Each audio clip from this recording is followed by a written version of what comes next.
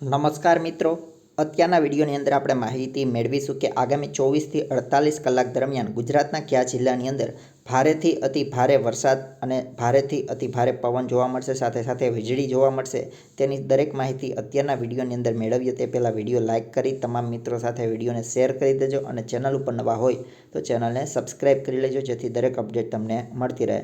સૌથી પહેલાં આપણે માહિતી મેળવીએ આજે તારીખ 7/5/2025 અને છેલ્લા 24 કલાક દરમિયાન ગુજરાતના કયા જિલ્લાની અંદર સૌથી વધારે વરસાદ છે તે પડ્યો છે।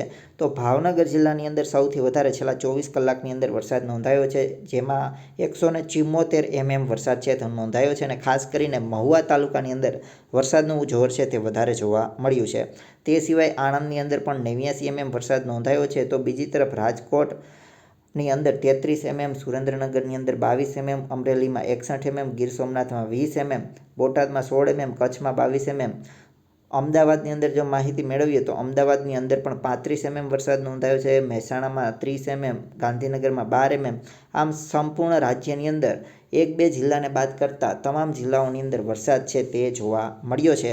ત્યારે હવે આગામી 24 થી 48 કલાકની જો માહિતી મેળવીએ તો સૌથી પહેલાં જોઈએ તો આગામી 24 કલાક દરમિયાન ગુજરાતના કયા જિલ્લાની અંદર ભારે પવન અને વીજળી જોવા મળશે। તો ખાસ કરીને જે રેડ એરિયા દેખાય છે તે એરિયાની અંદર ખૂબ જ ભારેથી અતિ ભારે પવન સાથે વીજળી જ પડી શકે છે, જેમાં ખાસ કરીને અમદાવાદ, આણંદ, ભાવનગર, અમરેલી સાથે સાથે વલસાડના ભાગોની અંદર આગામી 24 કલાક દરમિયાન ખૂબ જ વીજળી છે તે જોવા મળી શકે છે, જેની ખાસ નોંધ લેવી। તે સિવાયના જે બાકીના વિસ્તારો છે જેમાં ઓરેન્જ એરિયા દેખાય છે, એટલે કે ઓરેન્જ કલર દેખાય છે, એ જિલ્લાઓની અંદર પણ પવનની ગતિ 10 કિલોમીટર ઓછી રહેશે।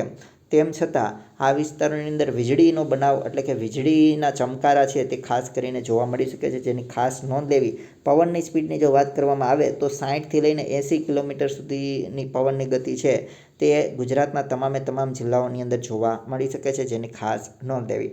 ત્યારબાદ આવતીકાલે તારીખ 8/5/2025ની પણ માહિતી મેળવીએ તો 8/5/25ના પણ ઓરેન્જ કલરના જે જિલ્લા દેખાય છે, જેમાં સાબરકાંઠા, અરવલ્લી, મહીસાગર, આણંદ, ભરૂચ, વલસાડ સાથે સાથે રાજકોટ, અમરેલી, ભાવનગર, ગીર સોમનાથના વિસ્તારોની અંદર છૂટાછવાયા વિસ્તારોએ મધ્યમથી ભારે વીજળી છે તે જોવા મળી શકે છે, જેની ખાસ નોંધ લેવી। મેઘગર્જના આ વિસ્તારોની અંદર જોવા મળી શકે છે, સાથે પીળો કલર દેખાય છે તે વિસ્તારોની અંદર પણ ઓછા વધતા પ્રમાણમાં મેઘગર્જના એટલે કે વીજળીના ચમકારા જોવા મળી શકે છે, જેની ખાસ નોંધ લેવી। હવે આપણે અહીં માહિતી મેળવીએ તો આવતીકાલે એટલે કે તારીખ 8/5ના પણ પવનની ગતિ 50થી 60 કિલોમીટર પ્રતિ કલાકની ઝડપે રહે તેવી શક્યતા રહેલી છે।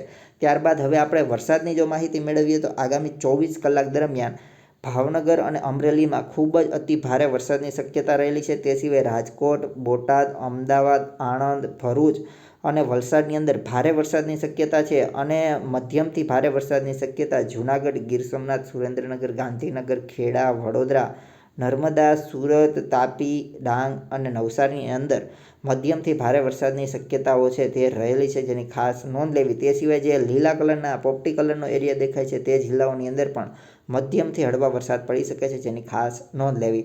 હવે અહીં આપણે માહિતી મેળવીએ તારીખ 8/5ના વરસાદની તો આવતીકાલે પણ કયા જિલ્લાની અંદર વરસાદ જોવા મળશે તો તેમાં ખાસ કરીને છૂટાછવાયા સ્થળોએ ભારે વરસાદમાં રાજકોટ છે, અમરેલી, ભાવનગર, ગીર સોમનાથ, સાબરકાંઠા, અરવલ્લી, મહીસાગર, આણંદ, ભરૂચ અને વલસાડની અંદર મધ્યમથી ભારે વરસાદના રાઉન્ડ આવતીકાલે પણ જોવા મળી શકે છે, જેની ખાસ નોંધ લેવી।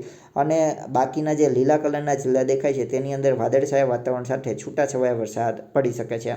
હવે અહીં આપણે સેટેલાઇટ ઇમેજ જોઈએ તો તમે સેટેલાઇટ ઇમેજમાં પણ જોઈ શકો છો, હાલ ખાસ કરીને સૌરાષ્ટ્ર અને દક્ષિણ ગુજરાતના ભાગો ઉપર સાયક્લોનિક સર્ક્યુલેશન જોવા મળી રહ્યું છે, જેને કારણે આ વિસ્તારોની અંદર હજુ પણ આગામી 24 થી 48 કલાક દરમિયાન વરસાદનું જોર અને પવનનું જોર જોવા મળશે। અહીં ઇન્ફ્રારેડ ઇમેજમાં પણ તમે ખાસ જોઈ શકો છો કે સૌરાષ્ટ્રમાં ખાસ કરીને રાજકોટ હોય, અમરેલી સાથે સાથે ભાવનગરના વિસ્તારો સાથે દક્ષિણ ગુજરાતમાં સુરતથી લઈ અને વલસાડ સુધીના વિસ્તારોમાં મેઘગર્જના સાથે ભારેથી અતિ ભારે વરસાદ રહી શકે છે, જે તમને હાલ ખાસ જોવા મળી રહ્યું છે। હવે આપણે વિન્ડી એપ્લિકેશનના માધ્યમથી પણ આગામી 24 કલાકનું પ્રિડિક્શન જોઈએ, જેથી કરીને વધારે સચોટ ઇમેજ તમારી સામે ક્લિયર થશે. વિડીયો લાઇક કરી ખાસ શેર કરજો અને ચેનલને ખાસ સબસ્ક્રાઇબ કરજો. હવે આપણે વિન્ડી એપ્લિકેશનમાં દરેક અપડેટ મેળવીએ. તો આગામી 24 કલાકની જો વાત કરવામાં આવે તો આગામી 24 કલાક દરમિયાન અત્યારે રાતના સમયે અરવલ્લી હોય, બનાસકાંઠા હોય, સાબરકાંઠા હોય, આ વિસ્તારો, પાટણના વિસ્તારોમાં અત્યારે વરસાદનું જોર છે તે હાલ જોવા મળી રહ્યું છે. તે સિવાય જો અહીં આપણે માહિતી મેળવીએ તો દક્ષિણ ગુજરાતમાં સુરતથી નીચેના ભાગોમાં પણ હાલ અત્યારે વરસાદનું જોર છે તે જોવા મળી રહ્યું છે, જેની ખાસ નોંધ લેવી. આવતીકાલ સુધીમાં એટલે કે આવતીકાલ સવાર સુધીમાં પણ દરિયાપટ્ટીના વિસ્તારો, જેમાં સૌરાષ્ટ્રમાં સોમનાથથી લઈ ભાવનગર સુધીના દરિયાપટ્ટીના વિસ્તારોમાં હજુ પણ આવતીકાલે વરસાદનું જોર છે તે યથાવત રહેશે.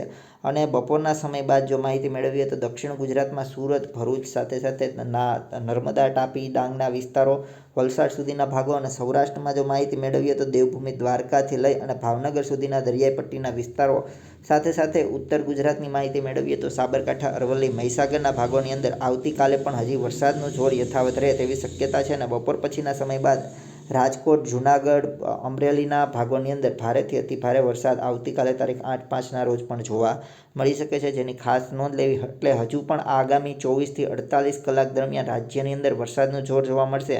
અને આવતીકાલે સાંજ સુધીમાં મોરબી છે, સાથે સાથે કચ્છના કોઈ ભાગો, બનાસકાંઠા છે, થરાદના ભાગો છે, સાથે સાથે પાટણ અને મહેસાણાના ભાગો અને સાબરકાંઠાના ભાગોમાં રાત સુધીમાં આવતીકાલે પણ વરસાદના રાઉન્ડ આવે તેવી શક્યતાઓ હાલ જોવા મળી રહી છે. હાલ આ વિડીયોની અંદર આટલું જ. વિડીયો લાઇક કરી તમામ મિત્રો સાથે શેર કરજો અને વધુ અપડેટ મેળવવા ચેનલને સબસ્ક્રાઇબ કરી લેજો.